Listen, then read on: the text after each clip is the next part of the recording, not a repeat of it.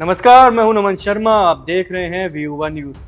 महाराष्ट्र और झारखंड के विधानसभा के चुनावों की घोषणा हो गई है। बयानबाजी होना भी लाजमी सा है। उन बयानों और चुनाव की तारीख पर आज के कार्यक्रम में हम चर्चा करने जा रहे हैं। सबसे पहले बात करते हैं चुनाव की, जहां गठबंधन होते हुए नजर आ रहे हैं। महाराष्ट्र में विधानसभा चुनाव के एक ही चरण है, 20 नवंबर को होगा वो, और परिणाम 23 नवंबर को घोषित किए जाएंगे।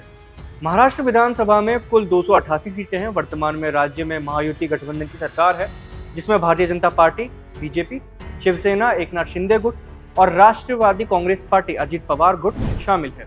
मुख्य गठबंधन और पार्टियों की अगर बात करें तो पहले आती है महायुति गठबंधन, जिसमें बीजेपी, शिवसेना, एकनाथ शिंदे गुट की और एनसीपी, अजित पवार गुट के शामिल हैं।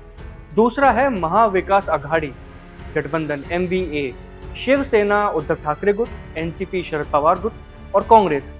बाबा सिद्दीकी की जो एक प्रमुख एनसीपी नेता थे, उनकी मौत के बाद यहाँ पर जो राजनीति है उसमें भारी उथल पुथल मचती हुई नजर आ रही है। विपक्षी दलों ने मुख्यमंत्री एकनाथ शिंदे और उनके मंत्रियों से इस्तीफा मांगा, ये दावा करते हुए कि अगर एक उच्च सुरक्षा वाले नेता की हत्या हो सकती है तो आम जनता की सुरक्षा कैसे सुनिश्चित की जा सकती है। कांग्रेस और शिवसेना जैसे विपक्षी दल इस मुद्दे को चुनावी प्रचार में प्रमुखता से उठाएंगे। कांग्रेस नेता नाना पटोले ने इस राज्य सरकार की विफलता बताते हुए ये कहा कि ये घटना दर्शाती है कि अपराधियों को कानून का कोई डर नहीं। शिवसेना नेता प्रियंका चतुर्वेदी ने भी सरकार की निंदा की है, ये सवाल उठाते हुए कि अगर ये नेता सुरक्षित नहीं है तो आम नागरिक कैसे सुरक्षित महसूस करेंगे। इस घटना का चुनाव पर गहरा असर पड़ने वाला है, क्योंकि ये न केवल सरकार की क्षमता पर सवाल खड़े करता है बल्कि मतदाताओं की भावनाओं को भी प्रभावित करता है। चुनावी रैलियों में प्रचार होगा, इस मुद्दे को प्रमुखता से उठाया जाएगा, जिससे चुनाव परिणाम पर भी असर पड़ सकता है। और यहाँ पर सलमान खान और ये बाबा सिद्दीकी के नाम पर जो चर्चाएं सभी हो रही थी, यहाँ पर भी सवाल उठते हैं कि जो मतदाता हैं क्या उनका वोट बदलेगा। महाराष्ट्र में 2019 के चुनाव के बाद से राजनीति में काफी उतार चढ़ाव देखने को मिले। शिवसेना उद्धव ठाकरे वाला जो ग्रुप है और बीजेपी के बीच मतभेद के कारण महाविकास आघाड़ी गठबंधन का गठित हुआ था। हालांकि एकनाथ शिंदे के नेतृत्व में शिवसेना का एक छड़ा और अजित पवार के नेतृत्व में एनसीपी का एक धड़ा बीजेपी के साथ मिलकर सरकार बना चुका। अब महाराष्ट्र से आपको लिए चलते हैं झारखंड। झारखंड में विधानसभा चुनाव में 2 चरणों में होंगे चुनाव, 13 नवंबर को और दूसरा चरण है 20 नवंबर को। परिणाम 23 नवंबर को घोषित किए जाएंगे। झारखंड विधानसभा की कुल 81 सीटें हैं।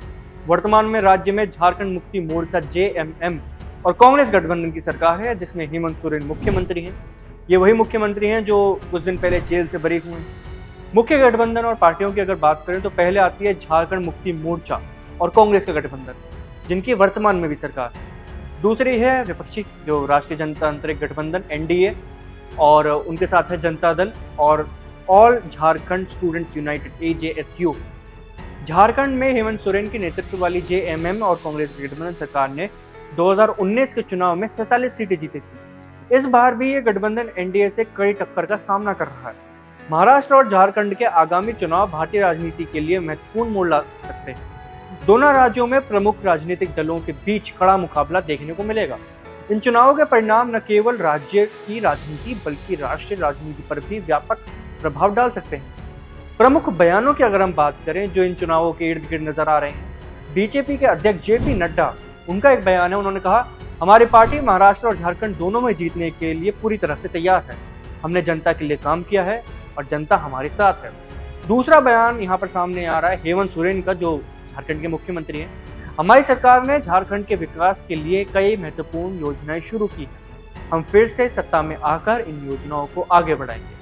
फिर तीसरा एक जो यहाँ पर स्टेटमेंट आ रहा है वो उद्धव ठाकरे का आ रहा है शिवसेना से। महाराष्ट्र की जनता ने हमारी पिछली सरकार के कामों को सराहा है और हमें विश्वास है कि इस बार भी सत्ता में वापसी करेंगे। यहाँ पर ये 2 राज्यों में चुनाव हैं और उनके बाद हमें कुछ महीने बाद यहाँ पर दिल्ली में भी चुनाव देखने को मिलेंगे, जो भारत की राजधानी है। तो ये है पूरा एक हमारा एनालिसिस जो हम देख रहे हैं महाराष्ट्र में और झारखंड के चुनाव में। तो आपकी इस पूरी वीडियो पर क्या राय है हमें कमेंट सेक्शन में जरूर बताएं, और ऐसी तमाम खबरों के लिए देखते रहिए वी न्यूज़। मैं हूं आपके साथ नमन शर्मा।